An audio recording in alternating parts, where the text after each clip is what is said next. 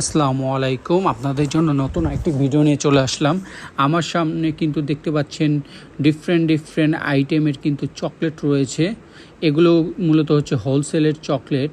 আর আমার সামনে রয়েছে কিটক্যাট, স্নেকার্স, সাফারি থেকে শুরু করে প্রচুর পরিমাণে আইটেম কিন্তু আপনারা পেয়ে যাচ্ছেন। পাশাপাশি কিন্তু এই দোকানটিতে আপনারা কাজু বাদাম থেকে শুরু করে কাঠবাদাম, পেস্তা বাদাম, মশলা, আখরোট এভরিথিং কিন্তু আপনারা পেয়ে যাচ্ছেন হোলসেল প্রাইজের ভিতরে। সো আজকে আমি চলে আসছি কলকাতা নিউ মার্কেট এরিয়াতে।